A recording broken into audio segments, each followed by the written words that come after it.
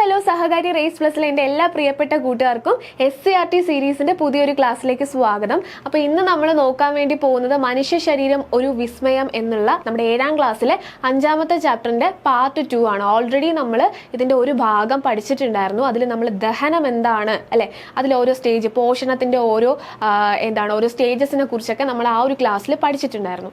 ഈ ഒരു ക്ലാസ് എന്ന് പറയുന്നത് അതിൻ്റെ കണ്ടിന്യൂഷൻ ആണ്, പാർട്ട് 2 ആണ്. ഓക്കെ, അപ്പോൾ നമുക്ക് നേരെ ക്ലാസ്സിലേക്ക് പോവാം. ആദ്യം തന്നെ നമ്മൾ ഓൾറെഡി പോർഷൻ അതിൽ പഠിച്ചിട്ടുണ്ടായിരുന്നു അല്ലേ, ദഹനം അല്ലേ, അതിനെ പറ്റിയിട്ടൊക്കെ നമ്മൾ ക്ലിയർ ആയിട്ട് ആ ഒരു ക്ലാസ്സിൽ പഠിച്ചിട്ടുണ്ടായിരുന്നു. അപ്പോൾ ഇതിൽ കാണുന്നത് നോക്കിക്കേടാ, പോഷണം മറ്റ് ജീവികളിൽ അല്ലേ, നമ്മൾ മനുഷ്യനിലുള്ള ഒരു പോഷണം അതിനെ പറ്റിയിട്ടാണ് നമ്മൾ പഠിച്ചത്. കുറേ സ്റ്റേജസ് ഒക്കെ നമ്മൾ പഠിച്ചു, ഓർമ്മയുണ്ടോ? ആഹാര സ്വീകരണം, ദഹനം അല്ലേ, അതൊക്കെ നമ്മൾ പഠിച്ചു അല്ലേ. അതുപോലെ എന്താണ് മറ്റുള്ള ജീവികളിൽ എങ്ങനെയാണ് ഈ പോഷണം എന്താണ് അടുത്തതിൽ പറയുന്നത്. നോക്കിക്കേടാ, ഏകകോശ ജീവിയായിട്ടുള്ള അമീബയിൽ നടക്കുന്ന പോഷണത്തിന്റെ ചിത്രീകരണമാണ് ഈ കൊടുത്തിരിക്കുന്നത്. ഓക്കെ, ഏകകോശ ജീവിയായിട്ടുള്ള അമീബയിൽ നടക്കുന്ന പോഷണത്തിന്റെ ചിത്രീകരണമാണ് ഈ കൊടുത്തിരിക്കുന്നത്. ഓക്കെ, നമുക്ക് നോക്കി നോക്കാം അതിൽ എന്തൊക്കെയാണ് നടക്കുന്നത്. ആഹാര പദാർത്ഥം, ആഹാര പദാർത്ഥം ഇതെന്താണ്? അമീബ എന്ന് പറയുന്നത് ഒരു ഏകകോശ ജീവിയാണ്. അപ്പോൾ എന്താണ് ഇത്? അതിന്റെ കോശമാണ് അല്ലേ. അപ്പോൾ ഇത് ആഹാര പദാർത്ഥം എന്താണ്? ഫസ്റ്റ് സ്റ്റേജ് ആഹാര പദാർത്ഥം. പിന്നീട് എന്ത് ചെയ്യുന്നു? ആ ആഹാരം ആര് സ്വീകരിക്കുന്നു? അമീബ സ്വീകരിക്കുകയാണല്ലേ. അപ്പോൾ ആഹാര സ്വീകരണമാണ് എന്താണ് രണ്ടാമതായിട്ട് നടക്കുന്നത്. എന്താണ്? ആദ്യം എന്താണ്? ആഹാര പദാർത്ഥം അല്ലെ ഒന്ന്, പിന്നെ ആഹാര സ്വീകരണമാണ് രണ്ടത്. ആഹാര സ്വീകരിക്കുകയാണല്ലേ അമീബ. അതിനുശേഷം എന്ത് സംഭവിക്കുന്നു? അത് ആ കോശത്തിനുള്ളിലേക്ക് കടക്കുക. അവിടെ വെച്ച് എന്ത് സംഭവിക്കുന്നു? എന്താണ്? ആ കോശദ്രവ്യത്തിനുള്ളിലേക്കാണ് അത് കടക്കുന്നത്. അവിടെ വെച്ച് എന്ത് ചെയ്യുന്നു? ആ ഇതിലൊക്കെ ചേർന്ന് എന്ത് ചെയ്യും? ദഹനം സംഭവിക്കുന്നു. മൂന്നാമതായിട്ട് ദഹനം സംഭവിക്കുകയാണ്. പിന്നെ എന്താ സംഭവിക്കുന്നത്? ആഗിരണം അല്ലേ. ആ ഒരു ദഹനം സംഭവിച്ചു കഴിയുമ്പോൾ അതിനകത്തുള്ള പോഷകങ്ങളൊക്കെ എന്ത് ചെയ്യണം? ആ ഒരു കോശത്തിന്റെ പ്രവർത്തനത്തിന് വേണ്ടിയിട്ട് അമീബ എന്ത് ചെയ്യും? ഉപയോഗിക്കും. അപ്പൊ എന്താണ്? ആഗിരണം സംഭവിക്കുകയാണ്. ആഗിരണം സംഭവിക്കുന്നു. പിന്നെ എന്താണ്? സ്വാംശീകരണം. പിന്നെ എന്ത് ചെയ്യുന്നു? അതിൽ നിന്നുണ്ടാവുന്ന എന്താണ്? വേസ്റ്റ് മെറ്റീരിയൽസ് അല്ലെ, ആവശ്യമില്ലാത്ത മെറ്റീരിയൽസ് എന്ത് ചെയ്യുന്നു? പുറന്തള്ളുന്നു അല്ലെ, പുറന്തള്ളുക. ഇത്രയും പ്രോസസ്സാണ് അമീബയിലെ പോഷണത്തിൽ നടക്കുന്നത്. ഒന്നുകൂടെ നോക്കിയാൽ ആഹാര പദാർത്ഥം വരുന്നു, പിന്നെ അവിടെ എന്ത് സംഭവിക്കുന്നു? ആഹാര സ്വീകരണം നടക്കുന്നു അല്ലെ, ആഹാര സ്വീകരണം. പിന്നീട് എന്ത് സംഭവിക്കുന്നു? അതിന്റെ ദഹനം അല്ലെ, ആ കോശത്തിനുള്ളിൽ കോശദ്രവ്യത്തിനകത്തൊക്കെ വെച്ച് എന്ത് ചെയ്യുന്നു? ആ ഒരു ദഹനം സംഭവിക്കുന്നു. പിന്നെ ആഗിരണം, അതിനകത്തുള്ള പോഷകങ്ങളൊക്കെ ആഗിരണം ചെയ്യണം അല്ലെ, ആ ആഗിരണം ചെയ്യുന്നു. പിന്നെ സ്വാംശീകരണം, അത് ആ സെല്ല് എന്ത് ചെയ്യുന്നു? ഉപയോഗപ്പെടുത്തുന്നു. പിന്നെ എന്ത് ചെയ്യുന്നു? ആ ഒരു ആവശ്യമില്ലാത്ത ഈ ഒരു പ്രക്രിയ കഴിഞ്ഞതിന് ശേഷം ആവശ്യമില്ലാതെ വരുന്ന മെറ്റീരിയൽസ് എന്ത് ചെയ്യുന്നു? അത് പുറം തള്ളുന്നു. ഓക്കെ, അപ്പൊ മനുഷ്യന്റെ കാര്യം നമ്മൾ കഴിഞ്ഞ ക്ലാസ്സിൽ പഠിച്ചു. അതിൽ നിന്നും അടുത്ത ഈ ഒരു ഇതിൽ നമ്മൾ പഠിച്ചത് എന്താണ്? അമീബയുടെ കേസാണ് നമ്മൾ ഈ ഒരു കാര്യത്തിൽ പഠിച്ചത്. ഇതുപോലെ എന്താണ് താഴെ നോക്കിക്കേ, കോഴി, പൂച്ച, പശു, അതിൻ്റെയൊക്കെ ദഹന വ്യവസ്ഥയുടെയൊക്കെ പിക്ചേഴ്സ് ആണ് താഴെ കൊടുത്തിരിക്കുന്നത്. ഓക്കെ അല്ലേടാ, ക്ലിയർ അല്ലേ? ഇനി നമ്മൾ പഠിക്കാൻ പോകുന്ന ടോപ്പിക് എന്ന് പറയുന്നത് ശ്വസനമാണ്. എന്താണ് ശ്വസനം? ഓക്കെ, അപ്പം നമ്മൾ ദഹനം കംപ്ലീറ്റ് ആയിട്ട് പഠിച്ചു കഴിഞ്ഞു. ഇനി നമ്മൾ പഠിക്കാൻ വേണ്ടി പോകുന്നത് ശ്വസനമാണ്. ഓക്കെ, ശ്വസനം മനുഷ്യനിൽ എങ്ങനെയാണ് എന്നുള്ളതാണ് നമ്മൾ പഠിക്കാൻ വേണ്ടി പോകുന്നത് അല്ലേ.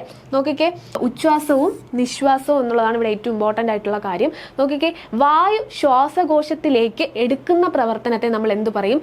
ഉച്ഛ്വാസം അല്ലെങ്കിൽ ഇൻഹേലേഷൻ എന്ന് നമ്മൾ പറയും. ഇനി ശ്വാസകോശത്തിൽ നിന്നും വായു പുറത്തേക്ക് പോകുന്ന പ്രവർത്തനത്തെ നമ്മൾ എന്ത് പറയും?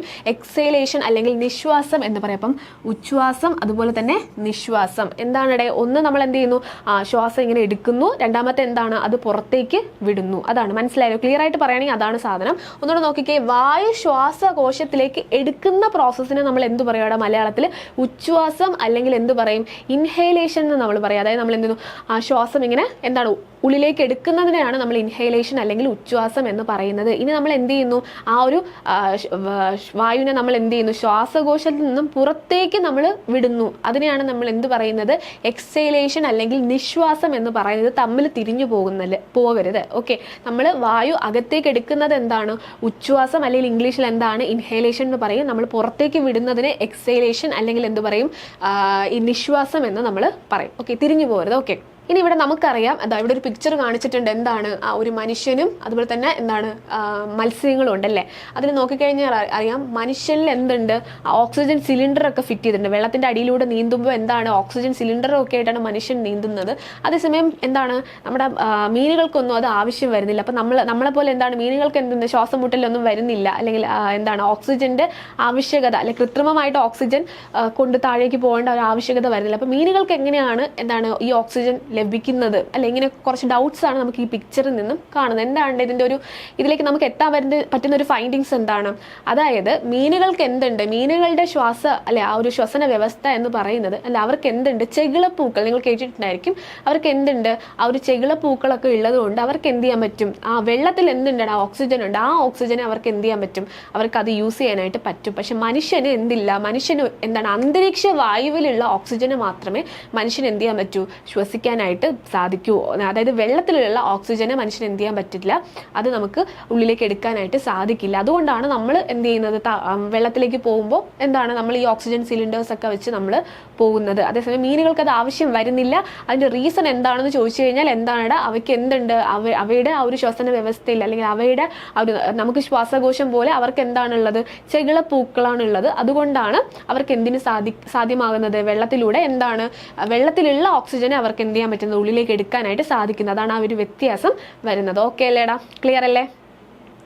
ഇനി നമ്മുടെ മനുഷ്യന്റെ ശ്വസന വ്യവസ്ഥയിൽ വരുന്ന പ്രധാന ആൾക്കാർ അല്ലെ, നമ്മൾ ദഹനം പഠിച്ചപ്പോൾ അവിടെ കുറെ ആൾക്കാരെ കണ്ടു. അതുപോലെ എന്താണ് മനുഷ്യന്റെ ശ്വസന വ്യവസ്ഥയിൽ വരുന്ന പ്രധാനപ്പെട്ട കുറച്ച് ആൾക്കാരെയാണ് നമുക്കിവിടെ കാണാനായിട്ട് സാധിക്കുന്നത്. ആദ്യം നോക്കിയേടാ, എന്താണ് നാസാദ്വാരം അല്ലെ, നാസാദ്വാരം ഇതുവഴിയാണ് നമ്മൾ എന്ത് ചെയ്യുന്നത്, ശ്വാസം അകത്തേക്ക് എടുക്കുന്നത് അല്ലെ, ആ വായു നമ്മൾ അകത്തേക്ക് എടുക്കുന്നതായിക്കോട്ടെ പുറത്തേക്ക് വിടുന്നതായിരുന്നാലും ഈ നാസാദ്വാരം വഴിയാണ് നമ്മൾ അത് വിടുകയും പുറത്തേക്ക് വരികയൊക്കെ ചെയ്യുന്നത്. ഇനി നമ്മൾ എടുക്കുന്ന വായു എന്താണ്, ഏത് വഴിയാണ്, ഈ ശ്വാസനാളം അല്ലെ, ഇതാണ് ശ്വാസനാളം. ഈ ശ്വാസനാളം വഴിയാണ് ആ വായു എന്ത് ചെയ്യുന്നത്, ആ ലങ്സിലേക്ക് നമ്മുടെ ശ്വാസകോശത്തിലേക്ക് പോകുന്നത്. ഇനി അവിടെ ആരൊക്കെയാണ് ഉള്ളത്, ശ്വസനിയുണ്ട് അല്ലെ, ശ്വസനിയുണ്ട്, ശ്വസനികയുണ്ട്, അതുപോലെ തന്നെ വായു അറയുണ്ട്, ഡയഫ്രം ഉണ്ട്. ഓക്കേടാ, നോക്കിയടാ, ശ്വാസനാളം, ശ്വസനി, ശ്വസനിക, വായു അറ, ഡയഫ്രം, ഇത്രയും ആൾക്കാരാണ് എന്താണ് മനുഷ്യന്റെ ശ്വാസകോശത്തിൽ പ്രധാനമായിട്ടും അല്ലെ ആ ഒരു ശ്വസന വ്യവസ്ഥയിൽ വരുന്ന പ്രധാനപ്പെട്ട ആൾക്കാരെന്ന് പറയുന്നത്. ക്ലിയർ അല്ലേ? ഒന്നുകൂടെ നോക്കിക്കേ, നാസാദ്വാരമുണ്ട്, ശ്വാസനാളം, നമ്മൾ അവിടെ അന്നനാളം പഠിച്ചു അല്ലേ, അവിടെ അന്നനാളം പോലെ ഇവിടെ എന്താണ് ശ്വാസനാളമുണ്ട്, പിന്നെ ശ്വസനി, ശ്വസനിക, വായു അറ, ഡയഫ്രം. ഓക്കെ അല്ലേടാ, ക്ലിയർ അല്ലേ? അടുത്ത് ഇവിടെ കുറേ കാര്യങ്ങൾ പറയുന്നുണ്ട്, നമുക്ക് ഓരോന്നായിട്ട് നമുക്ക് പഠിക്കാം. നോക്കിക്കേ, മനുഷ്യന്റെ ശ്വാസകോശങ്ങൾ സ്ഥിതി ചെയ്യുന്ന നെഞ്ചിനകത്തെ അറയെയാണ് നമ്മൾ എന്ത് പറയുന്നത്, ഔരസാശയം. എന്താണടാ ഔരസാശയം? ഔരസാശയം അല്ലെങ്കിൽ അതിന്റെ ഇംഗ്ലീഷ് എന്താണ്, തൊറാസിക് കാവിറ്റി. ഓക്കെ, ഒന്നുകൂടെ നോക്കിക്കേ, മനുഷ്യന്റെ ശ്വാസകോശങ്ങൾ സ്ഥിതി ചെയ്യുന്ന നമ്മുടെ എന്താണ് ആ ഒരു നെഞ്ചിനകത്തെ അറയെയാണ് നമ്മൾ എന്ത് വിളിക്കുന്നത്, ഔരസാശയം എന്ന് വിളിക്കുന്നത്. ഇനി അതിന് താഴെയായിട്ട് വരുന്ന ഭാഗമാണ് എന്ത്, ഉദരാശയം അല്ലെങ്കിൽ അബ്ഡോമിനൽ കാവിറ്റി എന്ന് നമ്മൾ പറയും. ഓക്കെ, അപ്പൊ എന്താണ് മനുഷ്യന്റെ ആ ഒരു എന്താണ് ശ്വാസകോശങ്ങൾ സ്ഥിതി ചെയ്യുന്ന ഒരു അറയെ നമ്മൾ വിളിക്കുന്ന പേരാണ് എന്താ, ഔരസാശയം. ഇനി അതിന് താഴെയായിട്ട് വരുന്ന ഭാഗത്തെ നമ്മൾ എന്ത് വിളിക്കുന്നു, ഉദരാശയം അല്ലെങ്കിൽ അബ്ഡോമിനൽ കാവിറ്റി എന്ന് നമ്മൾ വിളിക്കുന്നു. ഇനി ഇവർ തമ്മിൽ വേർതിരിക്കണം അല്ലേ, ഒന്ന് താഴെയും മുകളിലുമായിട്ടാണ് വരുന്നത്. അപ്പൊ ഈ ഒരു നമ്മുടെ ഈ ഒരു ഉദരാശയത്തെയും ഔരസാശയത്തെയും തമ്മിൽ വേർതിരിക്കുന്ന ഒന്ന് എന്താണ് നമ്മുടെ എന്താണ് ഔരസാശയമാണ്, അതിന് താഴെയായിട്ട് ഉദരാശയം. അപ്പൊ ഇവരെ തമ്മിൽ വേർതിരിക്കുന്ന ഒരു ഭിത്തി പോലെ അവിടെ ഒരു സാധനം കൂടി ഉണ്ട്, അതാണ് എന്ത്, ഡയഫ്രം എന്ന് പറയുന്നത്. ഓക്കെ, ഡയഫ്രം നോട്ട് ചെയ്യുക. ഒന്നുകൂടെ നോക്കിക്കേ, നമ്മുടെ ആ ഒരു ശ്വാസകോശത്തെ എന്താണ് നെഞ്ചിനകത്ത് സൂക്ഷിക്കുന്ന ഒരു അറയാണ് എന്തെന്ന് പറയുന്നത് നമ്മുടെ ഔരസാശയം എന്ന് പറയുന്നത്. അതിന് താഴെയാണ് ഉദരാശയം വരുന്നത്. അപ്പൊ ഇവരെ തമ്മിൽ വേർതിരിക്കുന്ന ഒരു ഭിത്തി, ആ ഭിത്തിയാണ് നമ്മൾ ഡയഫ്രം എന്ന് പറയുന്നത്. നോക്കിക്കേ, ഇവ വേർതിരിക്കുന്ന പേശി നിർമ്മിതമായ ഭിത്തി, ആ ഭിത്തിയാണ് നമ്മൾ ഡയഫ്രം എന്ന് പറയുന്നത്. ഓക്കെ അല്ലേടാ, ക്ലിയർ അല്ലേ? ഇതല്പം മേലോട്ട് വളഞ്ഞാണ് ഇരിക്കുന്നത്. ആരാണ് നമ്മുടെ ഈ ഡയഫ്രം, എന്താണ് അല്പം മേലോട്ട് വളഞ്ഞാണ് ഇരിക്കുന്നത്. അത് മാത്രമല്ല ഇതിന്റെ ആകൃതി എങ്ങനെയാണെന്നാണ് പറയുന്നത്, ഒരു കമാനാകൃതിയാണ് ഇതിന് ഉള്ളത്. ഓക്കെ, ഇനി നോക്കിക്കേ, ഇനി കുറച്ച് എന്താണ് മനുഷ്യ ശ്വാസകോശങ്ങളുടെ സങ്കോച വികാസങ്ങൾ അല്ലെ, മനുഷ്യന്റെ ശ്വാസകോശം എന്ത് ചെയ്യുന്നു, സങ്കോച വികാസങ്ങൾ അതിന് വരുന്നുണ്ടെന്ന് പറയുന്നുണ്ട്. ഇവിടെ നോക്കിക്കേടാ, ഉച്ഛ്വാസവും നിശ്വാസവും നടക്കുമ്പോൾ ഡയഫ്രത്തിന് എന്ത് മാറ്റമാണ് ഉണ്ടാകുന്നത്, ഉച്ഛ്വാസവും നിശ്വാസവും ഒക്കെ സംഭവിക്കുമ്പോൾ ഡയഫ്രത്തിന് എന്ത് മാറ്റമാണ് ഉണ്ടാകുന്നത്, ചുരുങ്ങും അല്ലെ, ഡയഫ്രം എന്ത് ചെയ്യുന്നു, ചുരുങ്ങും. ഉച്ഛ്വാസ സമയത്താണോ നിശ്വാസ സമയത്താണോ ഔരസാശയത്തിന്റെ വ്യാപ്തി കൂടുന്നത് അല്ലെ, ഒരു ചോദ്യം പിന്നെയും ചോദിക്കുന്നു, നമുക്ക് നോക്കാം, അതിന്റെ ആൻസർ താഴെയുണ്ട്. നോക്കിക്കേ, ഉച്ഛ്വാസ സമയത്ത് ഡയഫ്രം ചുരുങ്ങുകയും വളവ് അല്പം നിവരുകയും ചെയ്യുന്നു. നമ്മൾ ഉച്ഛ്വാസം എന്ന് പറഞ്ഞാൽ എന്താണ്, നമ്മൾ ആ ശ്വാസം അകത്തേക്ക് എടുക്കുന്ന വായു നമ്മൾ അകത്തേക്ക് എടുക്കുന്ന പ്രോസസ്സാണ് അല്ലെ. നോക്കിക്കേ, ആ സമയത്ത് എന്താ സംഭവിക്കുന്നത്, നമ്മുടെ ഡയഫ്രം എന്ന് പറഞ്ഞാൽ എന്താണ്, നമ്മുടെ ആ ഒരു നമ്മുടെ ഔരസാശിയും അതുപോലെ ഉദരാശയത്തെയും തമ്മിൽ വേർതിരിക്കുന്ന എന്താണ് പേശി നിർമ്മിതമായിട്ടുള്ള ഭിത്തിയാണ് നമ്മൾ ഡയഫ്രം എന്ന് പറയുന്നത്. അപ്പം ഡയഫ്രത്തിന് എന്ത് സംഭവിക്കുന്നു? നമ്മുടെ ഉച്ഛ്വാസ സമയത്ത് ഡയഫ്രത്തിന് എന്താണ് സംഭവിക്കുന്നത്? ഡയഫ്രം ചുരുങ്ങുക മാത്രമല്ല വളവ് അല്പം എന്താണ് നിവരുകയും ചെയ്യുന്നു. ഈ രണ്ട് കാര്യങ്ങളാണ് ഡയഫ്രത്തിന് അവിടെ സംഭവിക്കുന്നത്. ഇനി അതിനാൽ തന്നെ എന്ത് ചെയ്യുന്നു? ഔരസാശയത്തിന്റെ വ്യാപ്തി എന്ത് ചെയ്യുന്നു? വർദ്ധിക്കുന്നു. ഓക്കെ, ഡയഫ്രം ചുരുങ്ങുന്നു. ഉച്ഛ്വാസ സമയത്ത് എന്താണ്? ഡയഫ്രം ചുരുങ്ങുന്നു. അതുകൊണ്ട് തന്നെ നമ്മുടെ ഔരസാശയത്തിന്റെ വ്യാപ്തി എന്ത് വർദ്ധിക്കുകയാണ് ചെയ്യുന്നത്. അപ്പൊ നമ്മുടെ അടുത്ത് ഇവിടെ ചോദിച്ചത് ഉച്ഛ്വാസ സമയത്താണോ നിശ്വാസ സമയത്താണോ ഔരസാശയത്തിന്റെ വ്യാപ്തി കൂടുന്നതെന്നൊരു ചോദ്യം ചോദിച്ചിട്ടുണ്ട്. എപ്പോഴാണ്? ഉച്ഛ്വാസ സമയത്താണ് ഔരസാശയത്തിന്റെ വ്യാപ്തി കൂടുന്നത്. കാരണം എന്താണ്? ഡയഫ്രം അവിടെ ചുരുങ്ങുകയും വളവൽപ്പം നിവരുകയും ചെയ്യുന്നു. ഓക്കെ അല്ലേ? ക്ലിയർ അല്ലേ? ഇനി നോക്കിക്കേ, തൽഫലമായി അന്തരീക്ഷ വായു എന്ത് ചെയ്യുന്നു? ശ്വാസകോശത്തിലേക്ക് പ്രവേശിക്കുന്നു. ശ്വാസകോശം വികസിക്കുകയും ചെയ്യുന്നു. ഓക്കെ, എന്തൊക്കെ കാര്യങ്ങളാണ് ഇവിടെ സംഭവിച്ചത്? നമ്മുടെ ഉച്ഛ്വാസ അല്ലെ നമ്മുടെ അകത്തേക്ക് ശ്വാസം എടുക്കുന്ന സമയത്ത് ഡയഫ്രം എന്ത് ചെയ്യുന്നു? എന്താണ് ചുരുങ്ങുകയും അതുപോലെ തന്നെ നിവരുകയും ചെയ്യുന്നു. അതുകൊണ്ട് തന്നെ എന്ത് ചെയ്യുന്നു? നമ്മുടെ ഔരസാശയം അല്ലെ നമ്മുടെ ഈ ഒരു ഔരസാശയത്തിന്റെ വ്യാപ്തി എന്ത് ചെയ്യുന്നു? അത് വർദ്ധിക്കുന്നു. അതുകൊണ്ട് തന്നെ എന്ത് ചെയ്യുന്നു? ആ സമയത്ത് അന്തരീക്ഷ വായു എന്ത് ചെയ്യുന്നു? ശ്വാസകോശത്തിലേക്ക് കയറുകയും പ്രവേശിക്കുകയും അതുപോലെ തന്നെ ശ്വാസകോശം എന്ത് ചെയ്യും? വികസിക്കുകയും ചെയ്യും. ഓക്കെ അല്ലേ? ക്ലിയർ അല്ലേ? ഇനി അടുത്ത കാര്യം നോക്കിക്കേ, നിശ്വാസം ഇല്ലേ? ഇനി നമ്മൾ ശ്വാസം പുറത്തേക്ക് വിടുമ്പോൾ എന്തൊക്കെ സംഭവിക്കുന്നു എന്നുള്ളതാണ് അടുത്ത് പറയുന്നത്. നിശ്വാസ സമയത്ത് എന്തൊക്കെയാണ് സംഭവിക്കുന്നത്? ഡയഫ്രം നേരത്തെ എന്ത് ചെയ്തു? ചുരുങ്ങിയിരിക്കുകയാണ് അല്ലേ? ആ ഡയഫ്രം എന്താണ്? നിശ്വാസ സമയമാകുമ്പോൾ പൂർവ്വസ്ഥിതിയിലേക്ക് പഴയതുപോലെ തിരിച്ചു വരുന്നു. നോക്കിയടാ, ഡയഫ്രം എന്ത് ചെയ്യുന്നു? പൂർവ്വസ്ഥിതിയിലാകുന്നു. പഴയ ആ ഒരു രീതിയിലേക്ക്, നേരത്തെ ചുരുങ്ങിയിരുന്നത് പഴയ രീതിയിലേക്ക് തിരിച്ചു വരുന്നു. ഇനി ശ്വാസകോശവും എന്ത് ചെയ്തു? ശ്വാസകോശവും നേരത്തെ വികസിച്ചു അല്ലേ? അതായത് വായു ഉള്ളിലേക്ക് കയറിയപ്പോൾ ശ്വാസകോശം എന്ത് ചെയ്തു? വികസിച്ചു. ആ ശ്വാസകോശം എന്ത് ചെയ്തു? പൂർവ്വസ്ഥിതിയിൽ ആകും. ഓക്കെ, ശ്വാസകോശം എന്ത് ചെയ്യുന്നു? പൂർവ്വസ്ഥിതിയിൽ ആകുന്നു. അത് മാത്രമല്ല എന്ത് ചെയ്യുന്നു? ശ്വാസകോശത്തിൽ നിന്ന് വായു എന്ത് ചെയ്യുന്നു? പുറത്തേക്ക് പോകുന്നു. ഇത്രയും കാര്യങ്ങളാണ് നിശ്വാസ സമയത്ത് അവിടെ സംഭവിക്കുന്നത്. ഓക്കെ അല്ലേടാ? ക്ലിയർ അല്ലേ? ഇനി അടുത്ത് നോക്കിക്കേ, ശ്വസന പദം. ഓക്കെ, ശ്വസന പദം എന്താണെന്ന് നോക്കി നോക്കാം. എന്താണ്? നാസാദ്വാരത്തിലൂടെ അകത്ത് കടക്കുന്ന വായു എന്ത് ചെയ്യുന്നു? ശ്വാസകോശങ്ങളിലെ വായു അറയിലേക്ക് എത്തുന്നു. വായുവിന്റെ ഈ സഞ്ചാര പാതയാണ് നമ്മൾ ശ്വസന പദം എന്ന് പറയുന്നത്. ഓക്കെ, എന്താണ്? നാസാദ്വാരത്തിലൂടെ, നാസാദ്വാരം അറിയാലോ നമ്മുടെ മൂക്ക്, ആ ഒരു നാസാദ്വാരത്തിലൂടെ അകത്ത് കടക്കുന്ന വായു എന്ത് ചെയ്യുന്നു? ശ്വാസകോശങ്ങളിലെ വായു അറയിലേക്ക് അത് എത്തുന്നു അല്ലെ? അത് ആദ്യം എവിടെ തൊട്ട്? ആ മൂക്ക് തൊട്ട്. നമ്മൾ നേരത്തെ ഒരു പിക്ചർ കണ്ടില്ലേ? ആ പിക്ചറിൽ ആ നാസാദ്വാരം തൊട്ട് ലാസ്റ്റ് എന്താണ്? ആ ഒരു വായു അറയിലേക്ക് എത്തുന്ന ആ ഒരു പ്രോസസ്സ്. അതിൻ്റെ ഇടയ്ക്ക് ഒരുപാട് ഭാഗങ്ങൾ വരുന്നുണ്ട്. ആ ഒരു അത്രയും പ്രോസസ്സിനെ ഒരുമിച്ച് നമ്മൾ വിളിക്കുന്നതാണ്, ആ ഒരു സഞ്ചാരപാത മൊത്തത്തിൽ നമ്മൾ വിളിക്കുന്നതാണ് ശ്വസന പദം എന്ന് നമ്മൾ വിളിക്കുന്നത്. ശ്വസന പദം എന്ന് പറയുമ്പോൾ ഏത് തൊട്ട് ഏത് വരെയാണ്?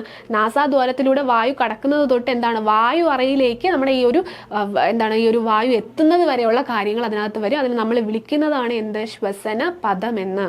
ഓക്കെ അല്ലേ? ക്ലിയർ അല്ലേ? അടുത്ത് നോക്കിയടാ, ശ്വസന പദത്തിലൂടെ, അപ്പം നമ്മൾ നേരത്തെ ശ്വസന പദത്തെ പറ്റി പഠിച്ചു. ഈ ശ്വസന പദത്തിലൂടെ വായുവിൻ്റെ സഞ്ചാരം എന്താണ് സാധ്യമാകുന്നത് എങ്ങനെയൊക്കെയാണ് അല്ലെ? ഇനി എങ്ങനെയൊക്കെയാണ് ഈ ഒരു വായുവിൻ്റെ സഞ്ചാരം സാധ്യമാക്കുന്നത്? അതിനൊരു ഫ്ലോ ചാർട്ടാണ് ഇവിടെ കൊടുത്തിരിക്കുന്നത്. നമുക്ക് നോക്കി നോക്കാം. നോക്കിക്കേ, ഉച്ഛ്വാസവും അതുപോലെ നിശ്വാസവും അല്ലെ പ്രത്യേകം കൊടുത്തിട്ടുണ്ട്. നമുക്ക് നോക്കി നോക്കാം ഉച്ഛ്വാസ സമയത്ത് എന്തൊക്കെയാണ് സംഭവിക്കുന്നത്. നോക്കിയടാ, ഡയഫ്രം ചുരുങ്ങി, എന്താണ് നമ്മൾ പഠിച്ചതാണല്ലേ? ഡയഫ്രം ചുരുങ്ങി വളവൽപ്പം നിവരുന്നു, വായു എല്ലിൻ കൂട് ഉയരുന്നു. നിങ്ങൾ ആ ഒരു ശ്വാസം ഉള്ളിലേക്ക് എടുക്കുക, ജസ്റ്റ് പുറത്തേക്ക് വിടുക. അപ്പം തന്നെ നിങ്ങൾക്ക് അറിയാൻ പറ്റും നമ്മുടെ ശരീരത്തിൽ എന്തൊക്കെ മാറ്റങ്ങളാണ് സംഭവിക്കുന്നതെന്ന്. നിങ്ങൾക്ക് ഈ പറയുന്ന കാര്യങ്ങളെല്ലാം നിങ്ങൾക്ക് അനുഭവപ്പെടാനായിട്ട് സാധിക്കും. ഒന്ന് നോക്കി നോക്കണേ. ഡയഫ്രം എന്ത് ചെയ്യുന്നു? ആ സമയത്ത് ചുരുങ്ങി വളവൽപ്പം നിവരുന്നു, വാരിയെല്ലിൻ കൂടെ എന്ത് ചെയ്യുന്നു? ഉയരുകയാണ് ചെയ്യുന്നത്. എന്താണ്? ഉച്ഛ്വാസ സമയത്ത്. അത് മാത്രമല്ല എന്ത് ചെയ്യുന്നു? ഔരസാശയത്തിന്റെ വ്യാപ്തി വർദ്ധിക്കുന്നു. അതുപോലെ തന്നെ എന്ത് സംഭവിക്കുന്നു? ശ്വാസകോശം വികസിക്കുകയും ചെയ്യുന്നു. ഇതൊക്കെ നമ്മൾ നേരത്തെ അവിടെ പഠിച്ച കാര്യങ്ങളാണ്. എനിക്ക് തോന്നുന്നു അതിനെക്കാട്ടിയും കുറച്ചുകൂടെ എഫക്റ്റീവായിട്ട് നിങ്ങൾക്ക് ഈ ഒരു ഫ്ലോ ചാർട്ടിൽ നിന്ന് കാര്യങ്ങൾ മനസ്സിലാക്കി എടുക്കാനായിട്ട് സാധിക്കും. നോക്കിയടാ, എന്താണ്? ഡയഫ്രം ചുരുങ്ങി വളവൽപ്പം. ഇത് എപ്പോഴാണ്? ഉച്ഛ്വാസ സമയത്താണ്. നമ്മൾ ശ്വാസം എന്താണ് അകത്തേക്ക് എടുക്കുന്ന സമയത്ത് സംഭവിക്കുന്ന കാര്യങ്ങളാണ് ഈ പറയുന്നത്. ഡയഫ്രം ചുരുങ്ങി വളവൽപ്പം എന്ത് ചെയ്യുന്നു? നിവരുന്നു, വാരിയെല്ലിൻ കൂട് ഉയരുന്നു. പിന്നെന്താണ്? ഔരസാശയത്തിന്റെ വ്യാപ്തി വർദ്ധിക്കുന്നു. അത് നമ്മളവിടെ പറഞ്ഞതാണല്ലോ. ഉച്ഛ്വാസ സമയത്താണ് എന്ത്? ഔരസാശയത്തിന്റെ വ്യാപ്തി എന്ത് ചെയ്യുന്നത്? വർദ്ധിക്കുന്നത്. ഇത് മാത്രമല്ല, ശ്വാസകോശം വികസിക്കുന്നു. കാരണം എന്താണ്? വായു ഉള്ളിലേക്ക് കയറിയല്ലോ. അപ്പോൾ ശ്വാസകോശം എന്ത് ചെയ്യുന്നു? വികസിക്കുന്നു. പിന്നെ എന്താണ്? വായു ശ്വാസകോശം. അങ്ങനെയാണ് വായു ശ്വാസകോശത്തിലേക്ക് പ്രവേശിക്കുന്നത്. ഓക്കെ അല്ലേടാ? ക്ലിയർ അല്ലേ? ഇനി അപ്പോൾ ഇപ്പോൾ എവിടെയാണ് വായു ശ്വാസകോശത്തിലേക്ക് എത്തിച്ചേർന്നു, ഇനി ഇത് പുറത്തേക്ക് പോകണം അല്ലേ, അവിടെയാണ് നിശ്വാസം വരണം. നമുക്ക് നോക്കി നോക്കാം. ആ ശ്വാസകോശത്തിലേക്ക് വായു എത്തിച്ചേർന്നു, പിന്നീട് എന്താണ്, ഡയഫ്രം പൂർവ്വസ്ഥിതിയിലാകുന്നു, വാരിയെല്ലിൻ കൂട് താഴുന്നു. നിശ്വാസ സമയത്ത് ശ്വാസം പുറത്തേക്ക് പോവുകയാണല്ലേ, ഈ വന്ന ശ്വാസം അത് പിന്നെ തിരിച്ച് വായു പുറത്തേക്ക് പോകുന്ന പ്രോസസ്സാണ്, അല്ലെങ്കിൽ നിശ്വാസം അല്ലേ. എന്താണ് സംഭവിക്കുന്നത് നോക്കി നോക്കാം. ഡയഫ്രം എന്ത് ചെയ്യുന്നു, പൂർവ്വസ്ഥിതിയിലാകുന്നു. നേരത്തെ ഡയഫ്രത്തിന് എന്ത് സംഭവിച്ചു, ഡയഫ്രം ചുരുങ്ങി എന്ന് നമ്മൾ പറയുന്നു. അപ്പോൾ നിശ്വാസ സമയമാകുമ്പം ഡയഫ്രം എന്ത് ചെയ്യാണ്, അത് പൂർവ്വസ്ഥിതിയിലേക്ക് മാറുകയാണ് ചെയ്യുന്നത്. ഓക്കെ, പൂർവ്വസ്ഥിതിയിലാകുന്നത്, അത് പഴയപടി ആകുന്നു. മാത്രമല്ല വാരിയെല്ലിൻ കൂട് താഴുന്നു. വാരിയെല്ലിൻ കൂടിന് നേരത്തെ ഇവിടെ എന്താ സംഭവിച്ചത്, അത് ഉയരുന്നു എന്ന് നമ്മൾ നേരത്തെ ഇവിടെ പറഞ്ഞു. അതായത് ഉച്ഛ്വാസ സമയത്ത് വാരിയെല്ലിൻ കൂട് എന്ത് ചെയ്യുന്നു, ഉയരുകയാണ് ചെയ്യുന്നത്. അതേസമയം നിശ്വാസം സമയത്ത് എന്ത് ചെയ്യുന്നു, വാരിയെല്ലിൻ കൂട് താഴുകയാണ് ചെയ്യുന്നത്. ഓക്കെ, ഈ രണ്ട് പ്രോസസ്സ് ഇവിടെ നടന്നു. പിന്നെന്ത് സംഭവിക്കുന്നു, ഇവിടെ ഔരസാശയത്തിന്റെ വ്യാപ്തി വർദ്ധിക്കുന്നു എന്ന് നമ്മൾ നേരത്തെ പറഞ്ഞു. ഏതാ, ഉച്ഛ്വാസ സമയത്ത് ഔരസാശയത്തിന്റെ വ്യാപ്തി വർദ്ധിക്കുന്നു എന്ന് നമ്മൾ പറഞ്ഞു. ഇവിടെ എങ്ങനെയാണ്, ഔരസാശയത്തിന്റെ വ്യാപ്തി കുറയുന്നു. ഓക്കെ, ഔരസാശയത്തിന്റെ വ്യാപ്തി കുറയുന്നു. ഇവിടെ എന്താണ്, ശ്വാസകോശം അതിനുള്ളിൽ വികസിക്കുന്നു എന്ന് നമ്മൾ പറഞ്ഞു. ഇവിടെ ശ്വാസകോശം എന്ത് ചെയ്യുന്നു, ചുരുങ്ങുന്നു. ഇതൊക്കെ നമ്മൾ ശ്വാസം പുറത്തേക്ക് വിടുമ്പോൾ നടക്കുന്ന കാര്യങ്ങളാണ്. ഓക്കെ, പിന്നെ എന്ത് സംഭവിക്കുന്നു, ശ്വാസകോശത്തിൽ നിന്ന് വായു പുറത്തേക്ക് പോകുന്നു. ഓക്കെ അല്ലേടാ, ക്ലിയർ അല്ലേ? ആദ്യം എന്താണ്, നമ്മൾ ശ്വാസം അകത്തേക്ക് എടുക്കും, അല്ലെങ്കിൽ ഉച്ഛ്വാസ സമയത്ത് നടക്കുന്ന കാര്യങ്ങളാണ്. എന്ത് ചെയ്യുന്നു, ഡയഫ്രം ചുരുങ്ങുന്നു, വാരിയെല്ലിൻ കൂടി ഉയരുന്നു പറഞ്ഞു, ഔരസാശയത്തിന്റെ വ്യാപ്തി വർദ്ധിക്കുന്നു, ശ്വാസകോശം വികസിക്കുന്നു.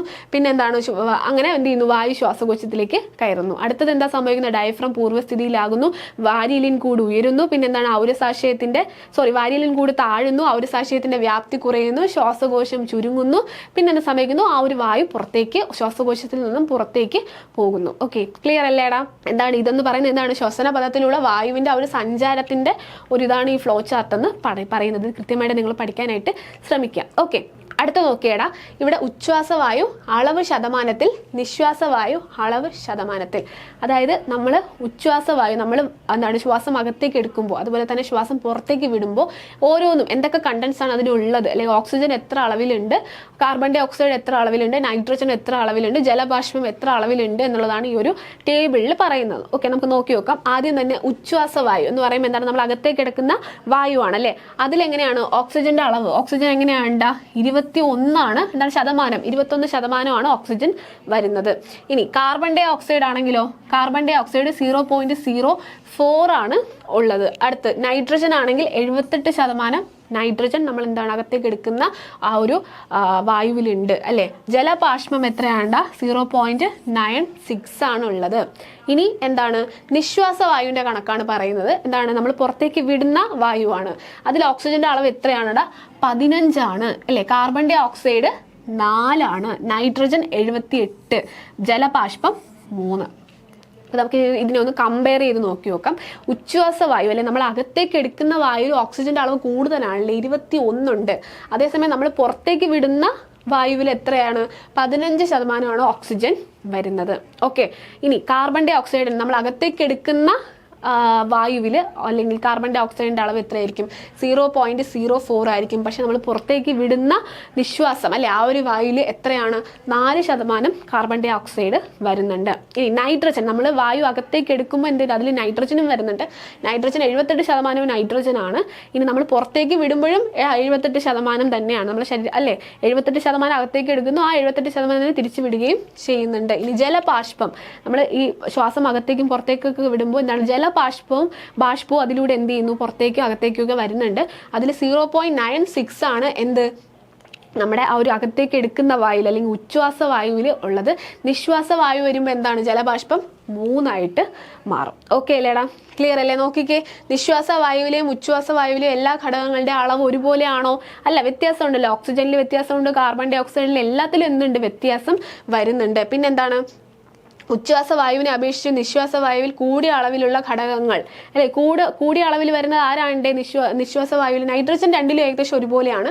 ഇവിടെ കൂടുതൽ വരുന്നത് ആരാണ്, നിശ്വാസ വായുവിൽ ഓക്സിജൻ ആണ് കൂടുതലായിട്ട് വരുന്നത്. കാർബൺ ഡൈ ഓക്സൈഡ് 4 ആണ് അല്ലേ.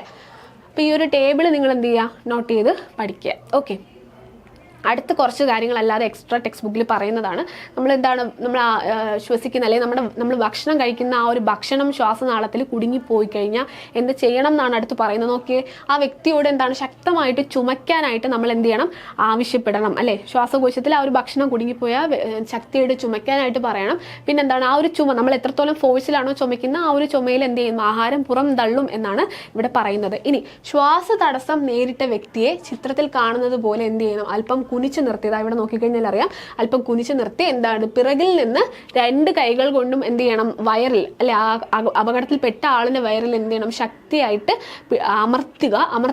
അമർത്തിച്ചിട്ട് എന്ത് ചെയ്യണം, കുറച്ച് നേരം കഴിയുമ്പോൾ ഇത് ആവർത്തിക്കുമ്പോൾ എന്ത് ചെയ്യും, അത് നേരെയാവും എന്നാണ് അടുത്ത് പറയുന്നത്. മൂന്നാമത് ചെറിയ കുട്ടികൾക്കാണ് ഇപ്പൊ ഈ ചിത്രത്തിൽ കാണുന്നത് പോലെ നിങ്ങൾക്കറിയാം, ചെറിയ കുട്ടികൾക്കാണ് ഇങ്ങനെ ഒരു പ്രശ്നം വരുന്നതെങ്കിൽ ചിത്രത്തിൽ കാണുന്നത് പോലെ കമഴ്ത്തി കിടത്തിയിട്ട് തോളെല്ലുകൾക്ക് നടുവില എന്ത് ചെയ്യുന്നു, ശക്തിയായിട്ട് തട്ടിക്കഴിഞ്ഞ് കഴിഞ്ഞാൽ എന്ത് ചെയ്യണം, ഇത് മാറും, അല്ലെങ്കിൽ വൈദ്യസഹായം തേടണം എന്നാണ് പറഞ്ഞത്. ഇത് ടെക്സ്റ്റ് ബുക്കിൽ ഏറ്റവും ലാസ്റ്റ് ആയിട്ട് പറയുന്ന കാര്യങ്ങളാണ്.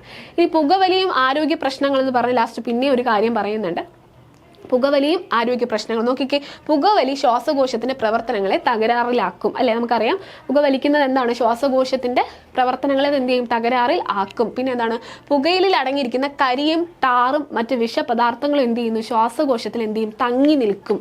ഇത് എന്ത് ചെയ്യും, ഇത് നിലയ്ക്കാത്ത ചുമയ്ക്ക് കാരണമാകും. മാത്രമല്ല പുകയിലയിൽ ക്യാൻസറിന് കാരണമാകുന്ന രാസവസ്തുക്കൾ അടങ്ങിയിട്ടുണ്ട്. അപ്പം നമ്മൾ ഈ പുകവലിയും ആരോഗ്യം ഇതൊക്കെ ഉണ്ടെങ്കിൽ എന്ത് സംഭവിക്കും, ക്യാൻസർ പോലുള്ള അസുഖങ്ങൾ പോലും വരാനായിട്ട് ചാൻസ് ഉണ്ട്. ഓക്കെ അല്ലേടാ, ക്ലിയർ അല്ലേ?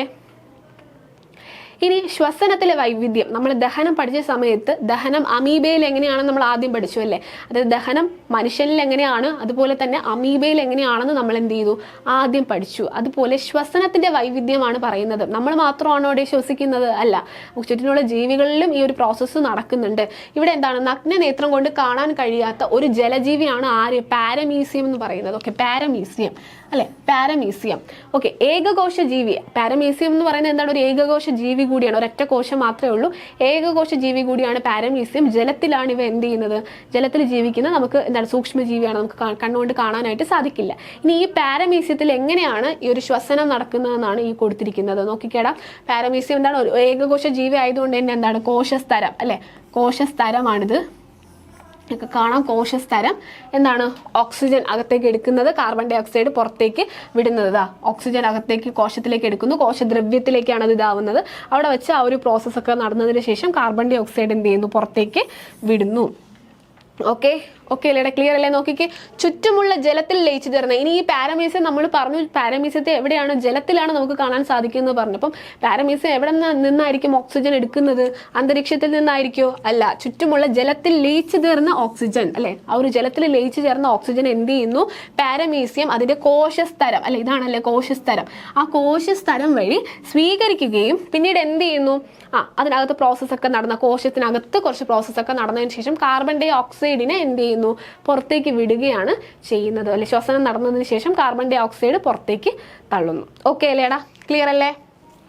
ഓക്കെ, അടുത്ത് നോക്കിക്കേ, നമ്മൾ നേരത്തെ ആദ്യം ഒരു പിക്ചർ കണ്ടായിരുന്നു അല്ലേ, അതായത് മനുഷ്യൻ നമ്മുടെ പുഴകളിൽ അല്ലെങ്കിൽ വെള്ളത്തിന്റെ അടിയിൽ നീന്തുമ്പോൾ ഓക്സിജൻ സിലിണ്ടറും കൊണ്ടാണ് പോകുന്നത്. അതേസമയം മീനുകൾക്ക് അത് ആവശ്യമില്ല.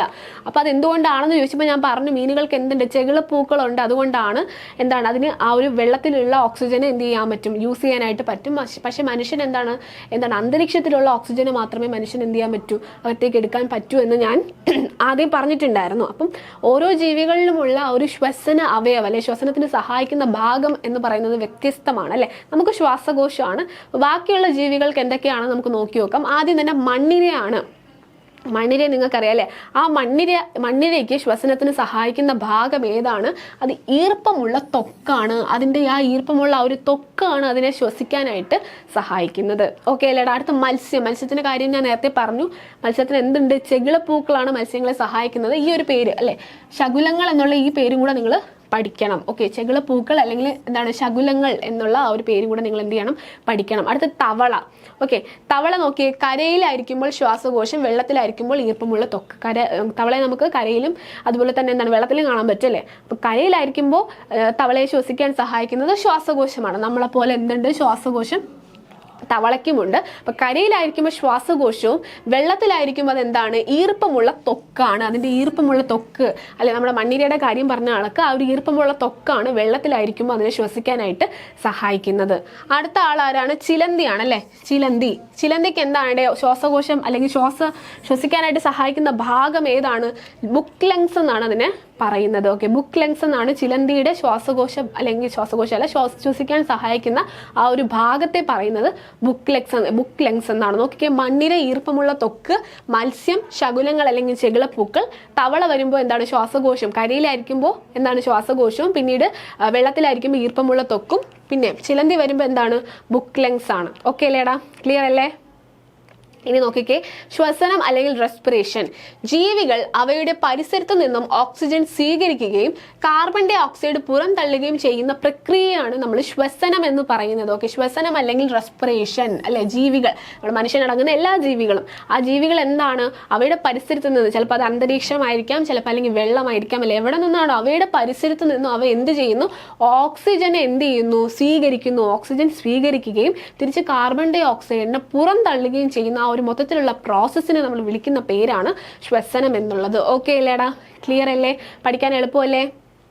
ഇനി സസ്യങ്ങളുടെ ശ്വസനമാണ് അടുത്ത് പറയുന്നത്. നോക്കിക്കേ, ജന്തുക്കളെ പോലെ സസ്യങ്ങളും അന്തരീക്ഷത്തിൽ നിന്ന് ഓക്സിജൻ സ്വീകരിക്കുകയും കാർബൺ ഡൈ ഓക്സൈഡ് പുറന്തള്ളുകയും ചെയ്യുന്നു. ഓക്കെ, നമ്മളെ പോലെ തന്നെ സസ്യങ്ങൾ ശ്വസിക്കുന്ന സമയത്ത് എന്താണ് ചെയ്യുന്നത്, എന്താണ് അന്തരീക്ഷത്തിൽ നിന്നും ഓക്സിജൻ സ്വീകരിക്കുകയും പിന്നീട് എന്ത് ചെയ്യുന്നു, കാർബൺ ഡൈ ഓക്സൈഡ് പുറന്തള്ളുകയും ചെയ്യുന്നു. സസ്യങ്ങളും അത് തന്നെയാണ് ചെയ്യുന്നത്. അവ ശ്വസിക്കുന്ന സമയത്ത് അന്തരീക്ഷത്തിൽ നിന്നുള്ള ഓക്സിജൻ സ്വീകരിക്കുകയും കാർബൺ ഡൈ ഓക്സൈഡ് എന്ത് ചെയ്യുന്നു, പുറന്തള്ളുകയും ചെയ്യുന്നു. ഇനി ഇലകളുടെ ആ ഒരു കാണ്ഡങ്ങളിലും കാണപ്പെടുന്ന സൂക്ഷ്മ സുഷിരങ്ങളായിട്ടുള്ള അസ്യാരന്ധ്രങ്ങൾ, സ്റ്റൊമാറ്റ എന്ന് നമ്മൾ ഇംഗ്ലീഷിൽ പറയും. ആ സ്റ്റൊമാറ്റ വഴിയാണ് ഈ വാതക വിനിമയം നടക്കുന്നത്. ഇനി ഓക്സിജൻ സ്വീകരിക്കുന്നു, കാർബൺ ഡൈ ഓക്സൈഡ് പുറത്തേക്ക് വിടുന്നു. ഇതിന് സഹായിക്കുന്നത് ആരാണ്, അതിൻ്റെ ആ ഒരു ഇലകളിലും അതുപോലെ തന്നെ അതിൻ്റെ സ്റ്റെമ്മിലൊക്കെ കാണുന്ന സ്റ്റൊമാറ്റ വഴിയാണ് ഈ വാതക വിനിമയം അതിൽ നടക്കുന്നത്. ഇനി ഇതിലൊരു വ്യത്യാസം വരുന്നത് എപ്പോഴാണ്, ഫോട്ടോസിന്തസിസ് നടക്കുന്ന സമയത്ത് ഇത് തിരിച്ചായിരിക്കും സംഭവിക്കുന്നത് അല്ലേ. അതായത് എന്ത് ചെയ്യുന്നു, എന്താണ് സംഭവിക്കുന്നത്, കാർബൺ ഡൈ ഓക്സൈഡിനെ സ്വീകരിച്ച് എന്ത് ചെയ്യുന്നു, ഓക്സിജൻ ആയിരിക്കും പുറത്തേക്ക് വിടുന്നത്. ഓക്കെ, അവിടെ ഇത് ശ്വസനമാണ് നടക്കുന്നത്. ശ്വസന സമയത്ത് നമ്മളെ പോലെ തന്നെ സസ്യങ്ങളും എന്താണ് ചെയ്യുന്നത്, ഓക്സിജൻ സ്വീകരിക്കുകയും എന്ത് ചെയ്യുന്നു, അതുപോലെ തന്നെ കാർബൺ ഡൈ ഓക്സൈഡ് പുറന്തള്ളുകയുമാണ് ചെയ്യുന്നത്. ഓക്കെ അല്ലേടാ, ക്ലിയർ അല്ലേ, ഒരു ഭാഗം ക്ലിയർ അല്ലേ? അപ്പോൾ ഈ ഒരു ചാപ്റ്ററിൽ നമ്മൾ പഠിച്ചത് എന്തായിരുന്നു, ദഹനവും ശ്വസനവും എന്നുള്ള 2 ഇമ്പോർട്ടൻറ്റ് ടോപ്പിക്സ് ആയിരുന്നു പഠിച്ചത് അല്ലെ. ദഹനം നമ്മൾ കഴിഞ്ഞ പാർട്ടിൽ പഠിച്ചു, പിന്നെ ഈ ഒരു പാർട്ടിൽ നമ്മൾ ശ്വസനം എന്താണെന്നും ക്ലിയർ ആയിട്ട് പഠിച്ചു. അതിൽ ഏതൊക്കെ ഭാഗങ്ങൾ വരും, എന്തൊക്കെ പ്രോസസ്സാണ് അതിൽ സംഭവിക്കുന്നത്, ഈ കാര്യങ്ങളൊക്കെയാണ് നമ്മൾ ഈ ഒരു ചാപ്റ്ററിൽ പഠിച്ചത്. ഓക്കെ, നിങ്ങൾക്ക് മനസ്സിലായെന്ന് വിചാരിക്കുന്നു. ഇനി നമുക്ക് ഈ ഭാഗത്തുനിന്ന് ചോദിച്ചിട്ടുള്ള കുറച്ച് അല്ലെങ്കിൽ ചോദിക്കാൻ സാധ്യതയുള്ള കുറച്ച് ചോദ്യങ്ങളും കൂടെ നമുക്ക് നോക്കാം. നോക്കിക്കേടാ, ഉച്ഛ്വാസം അല്ലെങ്കിൽ ഇൻഹൈലേഷൻ, നിശ്വാസം അല്ലെങ്കിൽ എക്സൈലേഷൻ എന്നിവ നടക്കുന്നതുമായി ബന്ധപ്പെട്ട് ശരിയായ പ്രസ്താവനകൾ ഏതെല്ലാം? ശരിയായ പ്രസ്താവനകളാണ് ചോദിച്ചിരിക്കുന്നത്. നോക്കിക്കേ, ഉച്ഛ്വാസ സമയത്ത് എന്ത് ചെയ്യുന്നു, ഡയഫ്രം എന്ത് ചെയ്യുന്നു, സങ്കോചിച്ച് താഴേക്ക് പോകുന്നു അല്ലെങ്കിൽ ഡയഫ്രം ചുരുങ്ങുന്നു അല്ലെ. നിശ്വാസ സമയത്ത് ശ്വാസകോശത്തിന്റെ വ്യാപ്തി കുറയുന്നു, അതിലൂടെ വായു പുറത്തേക്ക് പോകുന്നു. ഇനി നെഞ്ചെല്ലിനെ ഉദരാശയത്തിൽ നിന്നും വേർതിരിക്കുന്ന പേശി ഭിത്തിയാണ് ഡയഫ്രം. ഈ 3 ശരിയല്ലേ? അപ്പോൾ ഏതാണ് ഉത്തരമായിട്ട് വരുന്നത്?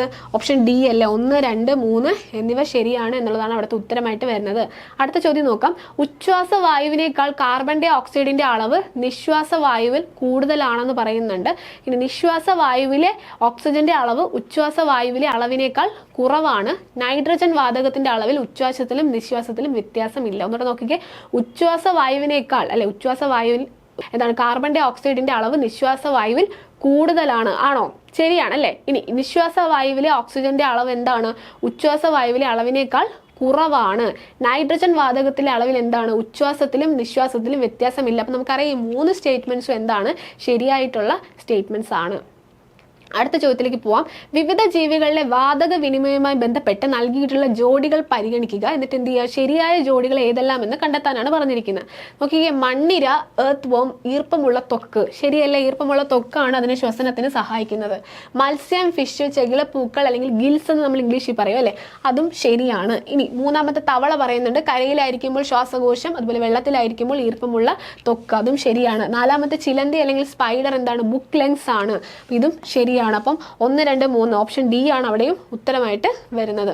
അടുത്ത ചോദ്യം നോക്കിക്കേ, ശ്വാസകോശത്തിലേക്ക് വായു പ്രവേശിക്കുന്ന പ്രക്രിയയെ എന്ത് വിളിക്കുന്നു? നിശ്വാസം എന്നാണോ, ഉച്ഛ്വാസം എന്നാണോ, രക്തചംക്രണം എന്നാണോ, ദഹനം എന്താണോ? ശ്വാസകോശത്തിലേക്ക് വായു പ്രവേശിക്കുന്ന പ്രക്രിയയാണ്. ഞാൻ നേരത്തെ പറഞ്ഞു, അത് എന്ത് ചെയ്യരുത്, നിങ്ങൾക്ക് ആ ഒരു കൺഫ്യൂഷൻ വരരുത്. ശ്വാസകോശത്തിലേക്ക് വായു പ്രവേശിക്കുന്ന പ്രോസസ്സിനെ നമ്മൾ വിളിക്കുന്ന എന്താണ് ഓപ്ഷൻ ബി ഉച്ഛ്വാസം എന്നാണ്. ഉച്ഛ്വാസം. ഇനി ശ്വാസകോശത്തിൽ നിന്ന് വായു പുറത്തേക്ക് പോകുന്ന പ്രോസസ്സിനെ നമ്മൾ എന്ത് വിളിക്കും? നിശ്വാസം എന്ന് വിളിക്കും. എക്സേലേഷൻ നമ്മൾ പറഞ്ഞു. ഇതെന്താണ്? ഉച്ഛ്വാസം അല്ലെങ്കിൽ ഇൻഹേലേഷൻ എന്ന് നമ്മൾ ഇംഗ്ലീഷിൽ പറയും. ഓക്കെ, അടുത്ത ചോദ്യം നോക്കിക്കേ, മത്സ്യങ്ങൾക്ക് ശ്വസിക്കാൻ ഉപയോഗിക്കുന്ന അവയവം ഏതാണ്? ചർമ്മം, ശ്വാസകോശം, ശകുലങ്ങൾ അല്ലെങ്കിൽ ചെകിളപ്പൂക്കൾ, ബുക്ക് ലെങ്സ്. നോക്കിക്കേടാ, ശ്വാസകോശം എന്താണ്? മനുഷ്യനും തവളയ്ക്കൊക്കെ വരുന്നതാണ്.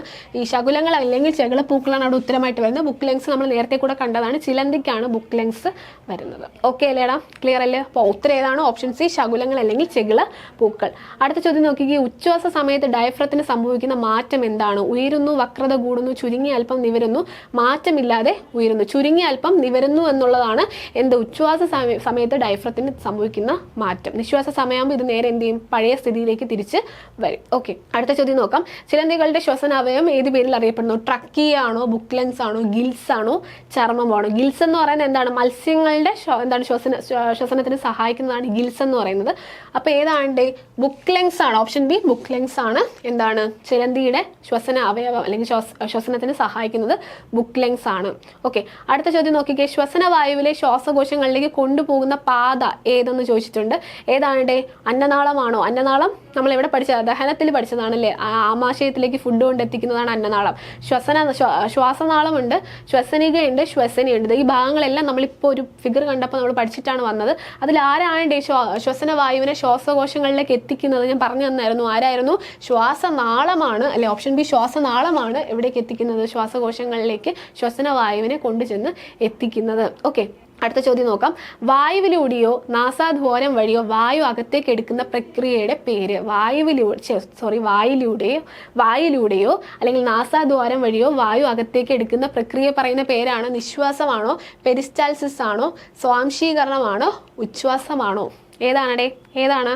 ഉച്ഛ്വാസമാണ് അല്ലേ. ഓപ്ഷൻ ഡി ഉച്ഛ്വാസമാണ് ഉത്തരമായിട്ട് വരുന്നത്. ഓക്കെ, അപ്പോൾ ഇന്നത്തെ ക്ലാസ്സിൽ നമ്മൾ എന്തായിരുന്നു? ആ ഒരു മനുഷ്യ ശരീരം ഒരു വിസ്മയം എന്നുള്ള ഭാഗത്ത് ആ ഒരു ചാപ്റ്ററിൻ്റെ പേരെന്തായിരുന്നു? ആ ഒരു ദഹനവും ശ്വസനവും പഠിപ്പിക്കുന്ന ചാപ്റ്റർ 5 ആയിരുന്നു. അതിലെ രണ്ടാമത്തെ ഭാഗമാണ് നമ്മൾ പഠിച്ചത്. ആദ്യം നമ്മൾ ദഹനത്തെ പറ്റി ഡീറ്റെയിൽഡ് ആയിട്ട് പഠിച്ചു.